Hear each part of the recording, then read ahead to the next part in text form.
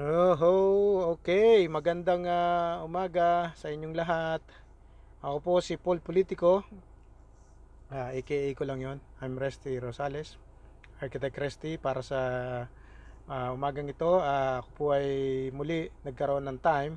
Papunta ako actually dun sa aming inspection. So naghihintay-hintay lang ako ng oras. At meron akong na-receive na message sa aking WhatsApp mula sa very reliable source nandun sa loob ng kampo na nila Senator Bongo. At gusto kong bigyan ng medyo exciting. Hindi naman ako partisan, pero makikita naman niyo sa t-shirt ko, 'di ba? Wala akong sinusuportang kandidato. Okay. Non-partisan tayo po ay politiko. Um, Magko-comment tayo sa mga pulpul na politiko at sa mga walang kwentang politiko. Pero yung mga politiko na alam natin na makakatulong sa ating bayan, pwede naman nating suportahan. Pero hindi obvious, di ba? Ayan, hindi obvious. So, ngayon, ang kaya ako nag inyo, gawa ng video na to ngayon. Bagamat ako'y talagang sobrang busy, sabi mo dapat araw-araw ako gagawa ng ganitong video or magla-live, pero hindi ko pa rin magawa mag-live dahil sa sobrang dami talaga ng aking busy talaga.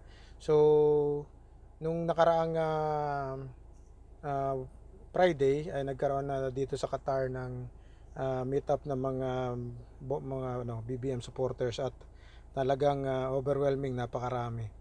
Hindi pa hindi pa talaga na tao dito nagkaroon ng proper coordination. Basta sa Facebook lang yung mga naka-receive ay nagpunta. Masaya naman at kaya nga tayo na nagbubuo ng mga ganitong pagtitipon-tipon upang ma-check natin yung mga talaga sumusuporta sa ating inaasahan na kandidato, bagamat tinatapunan siya ng mga iba-ibang paratang or paninira, ganun pa rin. Overwhelming pa rin ang support. More than 85% pa rin based doon sa ating nababasa na mga survey at analysis. More than 85% pa rin yung most likely na hindi na magbabago yung isip at iboboto ang ating sinusuportahan na kandidato, si BBM at si Mayor Sara as Vice President, si BBM naman as President. Bagamat si Bongo, sabi ko nga sa inyo, marami natutulungan yan, lalo na dun sa program nung aking kuya sa DCRH before, but now siya ay wala naman na sa DCRH at nasa PR naman siya ngayon ni Senator Amy Marcos. So of course, so nandun siya kay BBM, ang suporta niya. Hindi naman natin makukuha na bigla na lang nating bibitawan si BBM dahil marami rin naman siya naitulong dahil sa malasakit center niya. But basically, yung malasakit center na yun is pero naman ng taong bayan yun. Ginawan lang ng paraan ginawan lang ng vehicle ni Senator Bongo para makatulong. So um, sinasaluduhan natin si Senator Bongo doon. Pero sa ngayon, ang unang meron tayong na-send sa atin. Ayan, na message. Current PR this game plan. Actually, itong game plan na to sinend sa akin nung last, hindi ngayon ko lang nabasa actually. Pero nandito na siya na message, na send na siya sa akin noong November 16. So ilang araw na pala, matagal na kasi 25 na ngayon. So mag 10 days na siyang na-send sa akin, pero ngayon ko lang siya nabasa. So anyway, ano ang nakalagay dito? PRR this game plan. So sabi, abangan daw natin. Ito yung November 16 sinend sa akin. Yung current administration ni PRRD would endorse BBM Sara as their standard bearer. So hindi natin sure, pero ito yung nakalagay dun sa kanilang bullet bullet na sinend. So Bongo would withdraw his candidacy pag sure win na si BBM and Sara. And at the same time, yung paglalagay ng kandidato for na nandun Bongo is to make sure, dahil sa mga pinasok na mga I think limang disqualification case or mga request yata or something sa COMELEC, yung DQ, yung disqualification case nila, to make sure na baka may biglang makalusot, so mayroon pa ring backup. Pero once na sure na hindi na ma-DQ si Senator Bongbong Marcos, former senator, si Bongo would withdraw his candidacy to give way to support to give way BBM and Sara tandem. And at the same time, Parlade will file as president to make sure na makontrol ang votes ni Bongo. Baka kasi lumakas si Bongo bigla to the point na matalo niya si BBM at hindi na rin bumaba si Bongo at hindi rin bababa si BBM, magkakaroon ngayon ng senaryo na mahati ang votes ni Bongo at ni Senator Bongbong Marcos.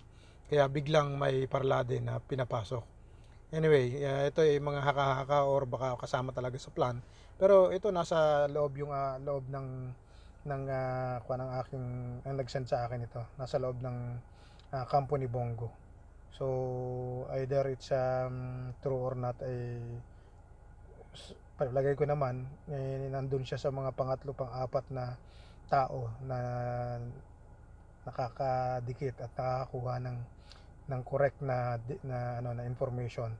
So Bongo is also needed as backup reserve just in case na ma-disqualify or kung may mangyari man kay BBM. Hindi natin to, pero tingnan natin. Remember, ang kalaban dito hindi ito basta-basta. Ang mga yellow na naging pink, may CIA, NPAs, medias na yellow thirds, Catholic, oligarchs at smartmatic.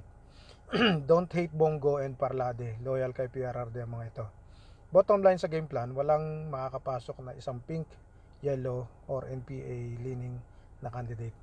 Hindi BBM versus Duterte, tunay na magkalaban, kaya wag na kayong magsabong. Sabong tayo, Sara Bong. Sara Bongbong. So wag tayo magsabong sa mga supporters. Ang tunay na kalaban ay yellows at ang nabanggit ko sa taas. Let me tell you why importanteng ilagay si Bongo. Scenario 1, before the election, mapatumba man ng tunay na kalaban si BBM, ay may Bongo at Sara, may kakayahan na gawin nila kay Ninoy. Never forget. Okay, scenario 2, after the election, mapatumba man nila si BBM, aangat si Sara as president. And kung matuloy sa pagtakbo si President Duterte sa Senate, since nakapag-file na at manalo siya, yun ang doon, kung yung scenario is kung manalo, and he will be elected as Senate President, by then aangat si PRRD as VP. So posible Duterte in the end. Let's all pray for BBM. You have to remember ang punot dulo, bakit ayaw ng mga kalaban kay BBM or to the Marcoses, for the matter that it's all because of the Marcos. Kalakas kasi ng Pilipinas ito pagka kung sakali. Anyway, mga na to hindi natin na kailangan banggitin yung mga nandito pa sa mga kasunod kasi it deals with some very important and very confidential matters. So yun, medyo salute kay PRRD, medyo genius yung kanyang game plan. So let's all trust PRRD, sa matagal niyang pinag-isipan to. Tandaan nyo, BBM plus Duterte at makikita natin. I should know. I wish I could tell why, pero di ko pwedeng sabihin in public yung mga ano. Sabi niya, take note, both Bongo and PRD file under PDDS and not under PDP Laban. At yun nga, so itong balita na to, kung hindi ko man nabasa noong November 16 at ngayon ko lang nakita sa aking WhatsApp, may kinalaman ngayon to sa mga nangyayari. Parang medyo may katotohanan dahil after mag-meeting nila Mayor Sara, ewan ko kung kinausap niya si PRRD, pero nagkaroon yata ng meeting with PRRD and Sara Duterte. Then after that, dun sa isang speech ni Pangulong Duterte, nagsalita si PRRD na yun nga, sabi niya medyo nagpapahiwatig ng naglaylo na siya, medyo naglalaylo na. So nakikita natin kasi yung mga banat ni PRRD, sabi nung aking buwit doon sa loob, tinitingnan niya kung sino yung bibitaw sa kanya at yung magiging nakasuporta pa rin sa kanya hanggang huli. Pero syempre hindi natin mawawala sa mga tao na talagang yung maka-BBM, mga loyal ni President ng mga Marcoses, na yung mga loyalist na bumoto kay PRRD noong 2016. Hindi naman sila lahat talaga mga DDS. Sila ay mga loyalist talaga. So kung titirahin nila si Bongbong Marcos, so bibitaw sa kanila yon. So medyo nag-backfire sa kanila. At the same time, nakita yun din yung tactics ni PRRD na para malaman niya kung sino talaga yung tunay na mga bibitaw sa kanya or hindi. So since nakita na niya yon, balik na uli siya doon sa original game plan.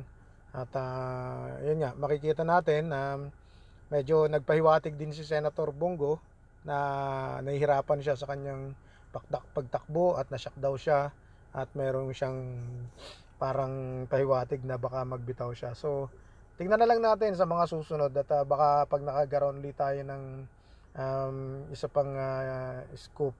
At anyway, titingnan ko parati yung message sa akin para kung sakali naman mayroong balita na ganyan,